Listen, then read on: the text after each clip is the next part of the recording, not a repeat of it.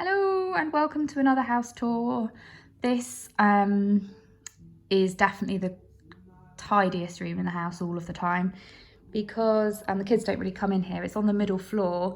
It's supposed to be our main lounge, although we've created a lounge downstairs out of what is supposed to be the dining room. So it's kind of a place to come after the kids have gone to bed just to chill out. So let me give you a little tour of this room and I'll talk you through all of the choices and DIYs. So first off is the little alcove over there, which is being used way more at the moment because we're all working from home, obviously. So we've just put a little desk there and a ladder shelf, which is a bit more cluttered than I'd like it to be, but I kind of have to let it go really, with it being a bit of an office space as well. But these are really handy. These were from IKEA.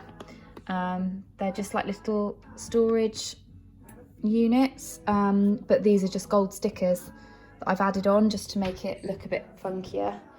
So that's quite a nice way if you have got a home office of just kind of funking things up a little bit really. And I've done the same over here. So that's actually some wrapping paper with the same gold dots and then a desk mat over the top. So that's quite another little way of adding a bit of personality to your home office without spending a lot of money. So that's that little area there. Now, as you can see, the room itself is quite long and thin.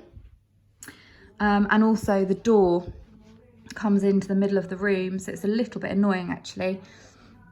And the way that we've made it not seem quite so long and thin is basically to zone it off.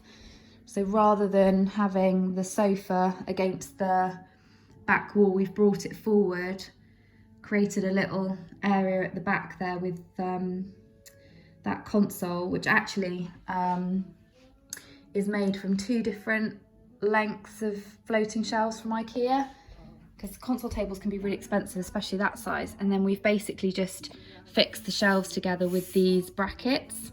So that's a nice little tip if you do have quite a long space to fill, and you don't want to spend a lot of money on the furniture side of things. Then you can create quite a long console by fixing the floating shelves together. This space is currently my dumping ground of all my party styling bits. I've got plans to get rid of it all. I've just created storage in the guest room and we're looking to maybe convert the garage into a bit of a workspace. We haven't done that yet, so there we go. Hidden junk for now, but at least you can't see it when you walk into the room, and you can't obviously see it when you sat on the sofa either, luckily. So that's what we're doing with that space. But as you can see, that's how far we've brought the sofa forward, just to make it feel a bit more square and just less long and thin. I just think the sofa would probably seem a little bit too far away from the TV if we had it on the back wall.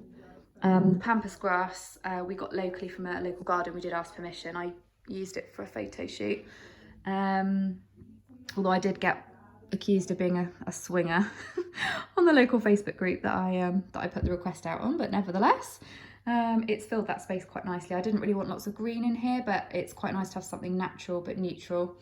So pampas grass is a really good way of doing it, and if you can ask permission and get it from somebody's garden, then it's free too. You just have to hairspray it to stop all the fluffy bits coming off all the time.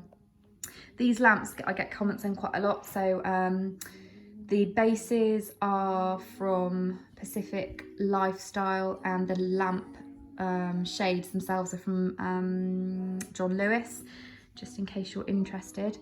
The sofa's from House of Fraser, although it was quite a long time ago, but it's a really nice taupe sort of colour. It tends to go with everything. You can pick up warm or cool shades with that.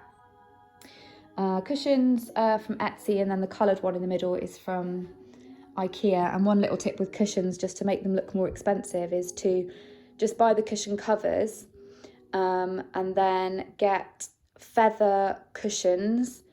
Invest in those that are slightly bigger than the cushion covers themselves, so that they look nice and plump. And then a good designer trick is to dip them like that. So if you just push them down in the middle, it's a little designer trick. You see a lot of designers do that, particularly on beds. So yeah, that's what I always do with my cushion covers. I've got a massive cupboard full of cushion covers because I just rotate them with the feather cushions for the insides. The rug also helps to zone the space. One tip with rugs is to always make sure that your furniture is touching it, so that the rug sits slightly underneath the feet of your furniture. It just helps to zone the space and balance it a little bit, instead of it all the furniture being separate. It just pulls the whole scheme together. So that's a good tip when you're thinking about rug sizing.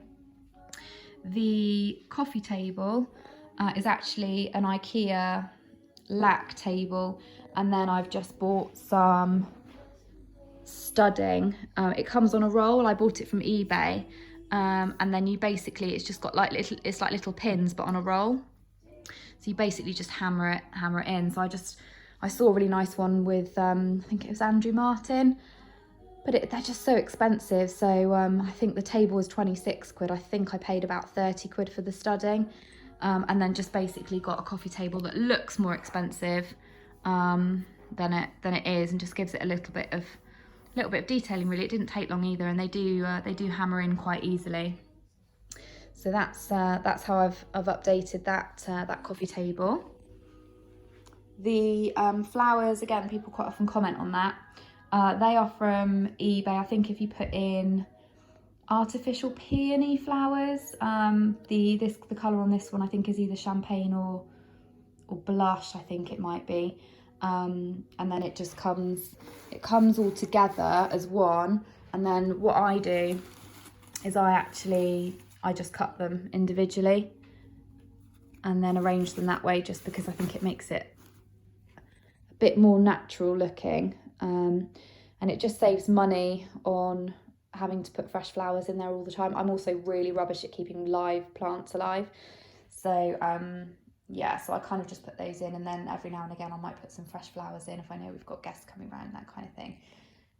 So that's a little tip for that. Books I love for styling. You can do so much with books. You can have them down like that and then put an object on the top.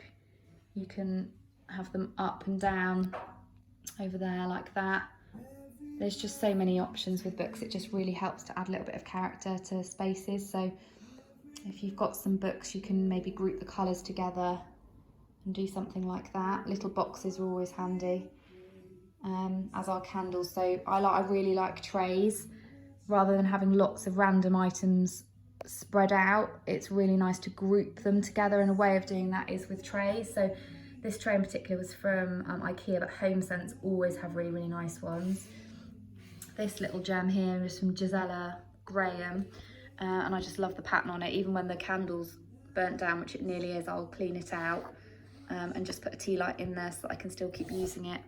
That one's from Kate Spade. That was a little treat that myself and my friend bought in New York. And again, any sort of really just pretty jars like that you can keep. It doesn't matter if the candle's burnt down. Just clean them out. You can put cotton buds and makeup brushes in them if you want to put them in a dressing room, or just put tea lights in them.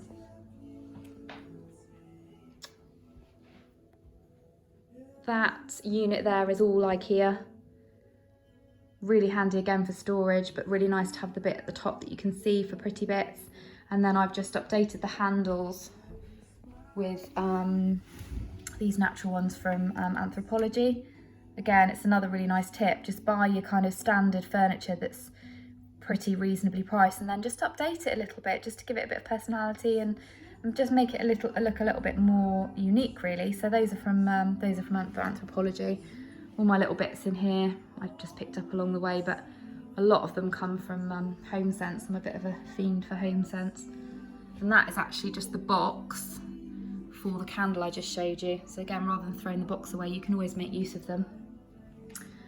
And that's my tour of this room, and I hope you've enjoyed it. If you've got any questions, then just feel free to ask. I will help you as much as I can.